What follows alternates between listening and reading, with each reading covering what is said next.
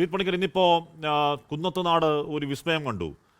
അവിടെ കോൺഗ്രസിൻ്റെ അടൂരെ നേതാവ് ബാബു ദിവാകരൻ അവിടെ സ്ഥാനാർത്ഥിയാവുകയാണ്. എന്ന് പറഞ്ഞാൽ മരിക്കുമ്പോൾ എനിക്ക് കോൺഗ്രസ് പതാക കെട്ടിപ്പിടിച്ച് മരിക്കണം എന്നൊറ്റ ആഗ്രഹമുള്ളൂ എന്ന് ഏതാനും ദിവസങ്ങൾ മുമ്പ് പറഞ്ഞ ആൾ ഇന്നിപ്പോൾ ആ എൻ ഡി എ യോഗത്തിൽ പറയുന്നത് കേട്ടു. എൻ ഡി എയിൽ ചേരാൻ പറ്റിയത് മുജ്ജന്മ പുണ്യമാണ് എന്നൊക്കെ പറഞ്ഞു കേട്ടു. അപ്പോൾ അങ്ങനെ ഇനി പല വിസ്മയങ്ങൾ ചിലപ്പോൾ ഈ ദിവസങ്ങൾ കാണേണ്ടി വരുമോ എന്നറിയില്ല. യു ഡി എഫിൻ്റെ സ്ഥാനാർത്ഥി പട്ടികയൊക്കെ നേരത്തെ ജോസഫ് സി മാത്യു സാർ പറഞ്ഞതുപോലെ അതൊരു എന്താണ് എല്ലാവരും അംഗീകരിക്കപ്പെടുന്ന ഒരു പട്ടികയാണോ എന്ന കാര്യത്തിൽ അറിയില്ല. പക്ഷേ ഇന്നിപ്പോൾ ബിനോയ് വിശ്വം വാർത്താസമ്മേളനം നടത്തുമ്പോൾ പറയുന്നുണ്ടായിരുന്നു, തെരഞ്ഞെടുപ്പിനുള്ള അല്ലെങ്കിൽ പ്രചരണത്തിലുള്ള ദിവസങ്ങൾ കുറയുന്നത് എൽ ഡി എഫിന് അഡ്വാൻറ്റേജ് ആണ് എന്ന് പറയുന്നുണ്ടായിരുന്നു. ഒരു പരിധിവരെ ശരിയാണ്. കാരണം എന്താണ്, അവരുടെ സി പി എമ്മിൻ്റെ 55ഓളം സിറ്റിംഗ് എം എൽ എമാർ, സി പി ഐയുടെ നേർപ്പകുതിയോളം സിറ്റിംഗ് എം എൽ എമാർ മണ്ഡലത്തിൽ അവരെ പരിചയപ്പെടുത്തേണ്ട കാര്യമില്ല. അവർക്ക് അവിടെ അവരുടെ പേര് പ്രഖ്യാപിക്കുമ്പോഴേക്കും റോഡ് ഷോയിൽ ആൾക്കാരെ കാണാൻ ഇറങ്ങിയാൽ മതി. ഒരു പരിധിവരെ പ്രചരണത്തിൻ്റെ സമയം കുറഞ്ഞത് അഡ്വാൻറ്റേജ് എൽ ഡി എഫ് ആണോ ശ്രീത് പണിക്കർ? തീർച്ചയായിട്ടും പറയാവുന്ന ഒരു കാര്യമാണ്. കാരണം ആദ്യം തന്നെ സ്ഥാനാർത്ഥികളെ പ്രഖ്യാപിക്കുന്നു എന്നതുകൊണ്ട് മാത്രം ഏതെങ്കിലും തരത്തിലുള്ള ഒരു എഡ്ജോ അപ്പർ ഹാൻഡോ സി പി എമ്മിനുണ്ട് എന്ന് ഞാൻ കരുതുന്നില്ല. മുമ്പ് ഇവിടെ പ്രകടിപ്പിക്കപ്പെട്ട അഭിപ്രായങ്ങളിൽ നിന്ന് വ്യത്യസ്തമായിട്ടാണ് ഞാൻ അതിനെ കരുതുന്നത്.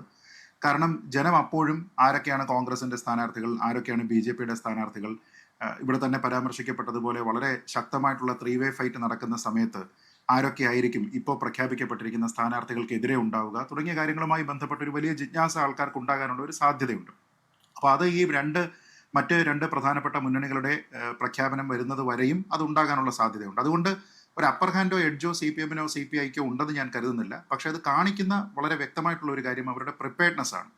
അതായത് ഇങ്ങനെ ഭരണ തുടർച്ച മൂന്നാമതും വരും എന്ന് പ്രതീക്ഷിക്കപ്പെടുന്ന ഒരു പാർട്ടി മറ്റുള്ള ആൾക്കാരുടെ സ്ഥാനാർത്ഥികളെ കണ്ടിട്ടല്ല ഞങ്ങളിവിടെ സ്ഥാനാർത്ഥി നിർണയം നടത്തുന്നത്. ഞങ്ങളുടെ ആൾക്കാർ ആരൊക്കെയാണ്, ഞങ്ങളുടെ സഖ്യകക്ഷികളുടെ അതിലും പ്രധാനപ്പെട്ട സഖ്യകക്ഷിയുടെ സ്ഥാനാർത്ഥി ആരൊക്കെയാണ് എന്നീ കാര്യങ്ങളെക്കുറിച്ച് ഞങ്ങൾക്ക് കൃത്യമായിട്ടുള്ള ധാരണയുണ്ട് എന്നുള്ളൊരു പ്രിപ്പയർഡ്നെസ് കാണിക്കുന്നുണ്ട്. അത് ചെറുതല്ല എന്നാണ് ഞാൻ കരുതുന്നത്.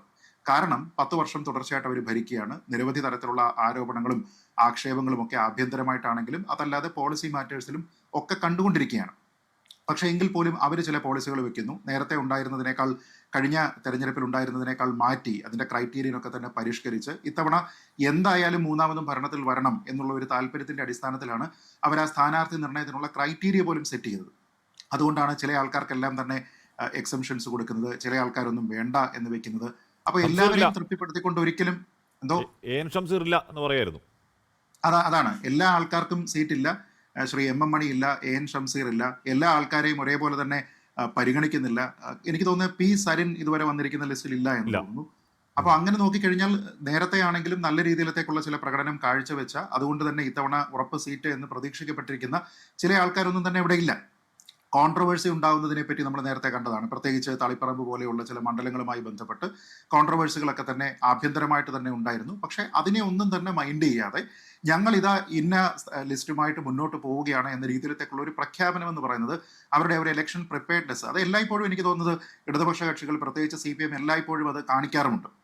കോൺഗ്രസിനെ സംബന്ധിച്ചിടത്തോളം അവർ പിന്നീട് വളരെ വൈകിട്ടാണ് വരിക. നേരത്തെ ഹാഷ്മി പറഞ്ഞതുപോലെ ബി ജെ പിയെ സംബന്ധിച്ചിടത്തോളം അവർക്ക് പലപ്പോഴും കേന്ദ്രത്തിൽ നിന്നാണ് ആ പ്രഖ്യാപനമൊക്കെ ഉണ്ടാവുക. അതിനൊക്കെ കാലതാമസം ഉണ്ടാകും. പക്ഷേ സി പി എമ്മിന് സാധാരണ അതില്ല എന്നുള്ളത് തീർച്ചയായിട്ടും അവരുടെ ഒരു പ്രിപ്പയർഡ്നെസ്സിനെ കാണിക്കുന്നുണ്ട് എന്നാണ് കരുതുന്നത്. പക്ഷേ ഈ വരുന്ന ദിവസങ്ങളിൽ ഈ പറഞ്ഞതുപോലെ നമ്മൾ ഇതുവരെ ചർച്ച ചെയ്തിരിക്കുന്ന വിഷയങ്ങളാണോ ഈ തെരഞ്ഞെടുപ്പിൽ നിർണായകമാകുക, മറ്റു വിഷയങ്ങൾ ഉണ്ടാകുമോ, ഈ സ്ട്രോങ് 3-way ഫൈറ്റ് ഉണ്ടാകുന്ന സ്ഥലങ്ങളിലൊക്കെ തന്നെ എന്തൊക്കെ വിഷയങ്ങളാണ് അവിടെ പ്രധാനമായിട്ട് വരിക തുടങ്ങിയ കാര്യങ്ങളൊക്കെ ഉണ്ട്. യു ഡി എഫിന് ഇത് എളുപ്പമല്ല എന്ന് നമുക്ക് എല്ലാവർക്കും അറിയാം. അതല്ലാതെ സാധാരണ നമുക്കൊരു ആൻറ്റി ഇൻകംബൻസി ഫീലിനെ പറ്റി പറയുമ്പോഴോ 10 വർഷത്തെ ഭരണം, കുറേയധികം ആരോപണങ്ങൾ, പോളിസി മാറ്റേഴ്സിലുള്ള വിമർശനങ്ങൾ, മന്ത്രിമാർക്കെതിരെയുള്ള ആരോപണങ്ങൾ, ഇതെല്ലാം അവിടെ ഉള്ളപ്പോൾ പോലും യു ഡി എഫ് നേരിടുന്ന ഏറ്റവും വലിയ ഭീഷണി എന്ന് പറയുന്നത്, അല്ലെങ്കിൽ അവരുടെ ഏറ്റവും വലിയ പ്രതിസന്ധി എന്ന് പറയുന്നത് ചുരുങ്ങിയത് 30 സീറ്റെങ്കിലും ഉള്ളത് നിലനിർത്തുക വേണം. പാലക്കാട് ഉൾപ്പെടെയുള്ള മണ്ഡലങ്ങൾ നിലനിർത്തിയതിനു ശേഷം ചുരുങ്ങിയതൊരു 30 സീറ്റെങ്കിലും അഡീഷണൽ ആയിട്ട് അവർക്ക് യു ഡി എഫിന് നേടേണ്ടതായിട്ടുണ്ട്. അപ്പോൾ അത് എത്രത്തോളം വരുമെന്നുള്ളതാണ്. ഇപ്പോൾ ഇൻഡിവിജ്വൽ ആയിട്ടുള്ള ആരോപണങ്ങൾ നേരിടുന്ന ഡിപ്പാർട്ട്മെന്റുകളുണ്ട്.